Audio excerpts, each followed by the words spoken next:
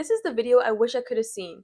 So let's go. Okay, the first thing that you want to do is obviously open up a checking account and a savings account in a bank that does not charge you any monthly maintenance fees. This is huge because those fees may seem small, but they really do add up. Now, you want to open up a spreadsheet and write down all your expenses. You want to write them in order of the due dates and also have the amounts right next to them. So you have your expenses and you also want to write down the income that you're going to make each month. So take the amount of money that you're going to make, your income, and you want to subtract it by your expenses.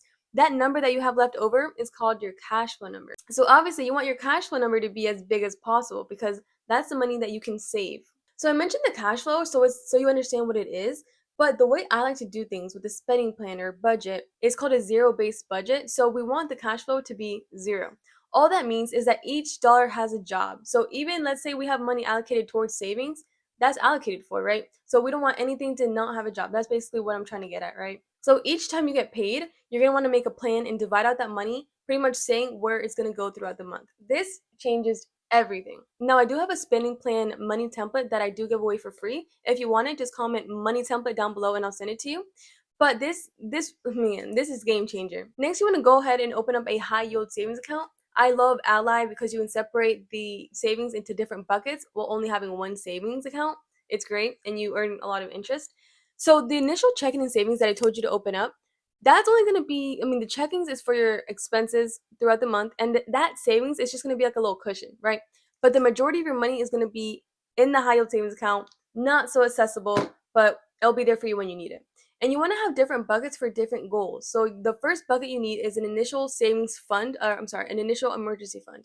You want this to have at least $1,000, all right? The next fund should be a plan ahead fund. So this is going to be for things that are coming up throughout the year that you are expecting. So like birthday parties, holidays, any traveling, things like that. You can just put that in there. And the way you can figure out how much money to fund it with is to list out every event you have throughout the year and then put how much money you intend to spend on each one.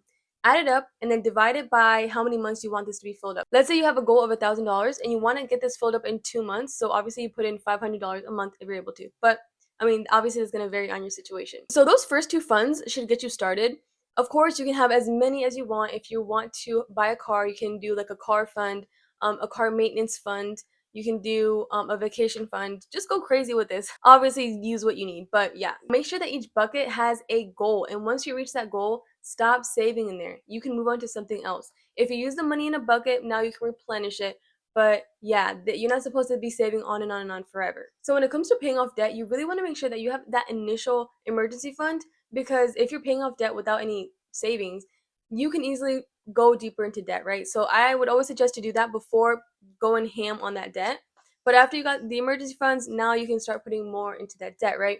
And once you get to a comfortable place into that debt payoff journey, now you can start investing. So however that looks like for you, there's different options, but the most popular option is to invest in the stock market through a Roth IRA or a traditional IRA. So that's always good, but there are other options. So boom, that right there will get you ahead of like probably 70% of people living in America. Sad to say, but it's true. So this is pretty much kind of like a high level overview of like, okay, how to get started on your money management journey. Be sure to stick around for more videos. I'm going to talk more about how to increase your credit score, on how to lower your expenses, negotiate bills, all that good stuff to really, really squeeze the juice out of each dollar that we get into our hands. And until next time, God bless.